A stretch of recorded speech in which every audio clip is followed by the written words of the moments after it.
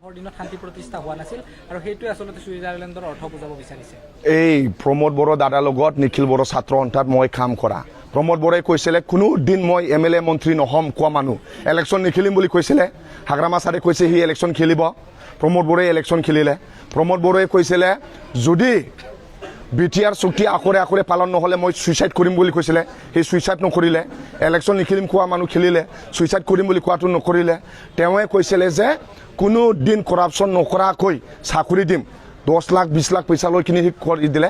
Switzerland তেওঁৱে কৈছিলে আচল কথাটো আমাৰ BTCৰ বাকীসকলে ছুইজাৰলেণ্ডত যাব নালাগে, ইয়াতে ছুইজাৰলেণ্ড বনাই দিম বুলি কৈছিলে তেওঁৱে, কিন্তু তেওঁৱে একো কাম কৰিব পৰা নাই। মই কৈছোঁ নহয় প্ৰমোদ বড়োৱে এই 5 বছৰত কেইটা বডলেণ্ড গেষ্ট হাউচ বনালে। হাগ্ৰামা মহিলাৰী ছাৰে 15 বছৰত 9টা বডলেণ্ড গেষ্ট হাউচ বনাইছে। হাগ্ৰামা মহিলাৰী ছাৰে 10টা সাব ডিভিজন বনাইছে। হাগ্ৰামা মহিলাৰী ছাৰে বৰদফা কালচাৰ কমপ্লেক্স বনাইছে। হাগ্ৰামা মহিলাৰী ছাৰে তেওঁৱে ইঞ্জিনিয়াৰিং কলেজ বনাইছে, মেডিকেল কলেজ বনাইছে, এয়াৰপৰ্ট বনাইছে, ৰাস্তা বনাইছে, হাগ্ৰামা ব্ৰিজ তেখেতে বনাইছে। আমি RTI মাৰিছিলোঁ, প্ৰমোদ বড়োৱে কেইখন নতুন ৰাস্তা বনাইছে। এখনে নতুন ৰাস্তা বনাইছে বোলে কোকৰাঝাৰত FCI, য'ত নতুন FCI বনাইছে তাৰ ৰাস্তা প্ৰমোদ বড়োৱে RTI যোগেদি আমি গম পাইছোঁ তেওঁৱে এখনে ৰাস্তা বনাইছে। তেওঁৱে 2 লাখ মাটিৰ পাট্টা দিছে বুলি কৈ লৈছে। আমি RTI মাৰিলোঁ, 2 লাখ মাটিৰ পাট্টা দিয়া নাই।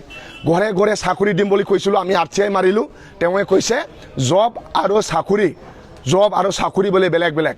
তেওঁৱে আমাকে ইংলিছ নাজানে বুলি কৈ দিলে। ইয়াৰ কাৰণে প্ৰমোদ দাদাই যি কথা কয় তেওঁৰ কথা বিশ্বাস কৰিব নালাগে। তেওঁৱে ভেঞ্চাৰ স্কুল প্ৰভিন্সিয়েলাইজ নকৰিলে, একৰ্ড ইমপ্লিমেণ্টেশ্যন নকৰিলে। প্ৰমোদ বড়োই এবাৰ যিমান পইচা পেলালেও প্ৰমোদ বড়োক মানুহসকলে ভোট নিদিব। তেওঁৱে ছুইজাৰলেণ্ড কেনেকা ময়ো গৈ পোৱা নাই। তেওঁৱে দিনতে সপোন দেখে না ৰাতিত সপোন দেখে।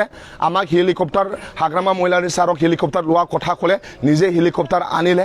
তাৰমানে প্ৰমোদ বড়োৱে যে হাৰিব এই কথা আমি কোৱা নাই, প্ৰমোদ বড়োৰ নেতাসকলে কৈ আছে, UP বিলৰ নেতাসকলে কৈ আছে। ৰিজেনেকশ্যন মাৰিছে আমাৰ দলত আহিছে, ৰিজেনেকশ্যন মাৰিছে আমাৰ দলত আহিছে। ইয়াৰ কাৰণে BTCৰ ৰাইজসকলে সকলো জাতি জনগোষ্ঠীয়ে হাগ্ৰামাৰ কমিটমেণ্ট ভাল। মানে হাগ্ৰামা মহিলাৰী ছাৰে যি কথা কয় এইটো কাম কৰে।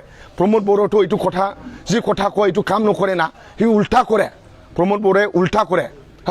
আমাক আগত বড়ো ল'ৰাকেইটাক ক'লে বড়ো মিডিয়ামত পঢ়ক, নিজৰ ল'ৰা ছোৱালীক ইংলিছ মিডিয়ামত দিলে। এনেকা মানুহে উল্টা কাম কৰে। ইয়াৰ কাৰণে প্ৰমোদ বড়ো এবাৰ হাৰিব, এইটো 100% চিয়'ৰ। BPF আচলতে সংখ্যাগৰিষ্ঠতাৰে চৰকাৰ গঠন কৰিব পাৰিবনে এইবাৰ? 100% চিয়'ৰ। লাষ্ট টাইম 17টা পাইছিলে, এবাৰ আৰু 10টামান বেছি পাব, 25টা 26টাত বেছি পাব। সন্মানীয় হাগ্ৰামা মহিলাৰী ছাৰৰ ঢৌ আপোনালোকে চাইছে না? আমাৰ মিটিঙত ইমান মানুহ আহে, আমাৰ সকলো সমষ্টিত ভাল। এবাৰ আমাৰ মেজৰিটি হ'ব, হাগ্ৰামা মহিলাৰী ছাৰশ্বিপ হ'ব। আৰু আমি যিবোৰ প্ৰতিশ্ৰুতি দিছে নিৰ্বাচন সময়ত এইবোৰ কাম আমি চৰকাৰ হোৱাৰ পাছত আখৰে আখৰে কাম কৰি যাম। কাকো আমি সমালোচনা নকৰিম। আমাক সোণালী সুযোগটো আমি ৰাইজৰ সেৱা কৰি আমি সোণালী সুযোগটো আমি পাৰ কৰাম।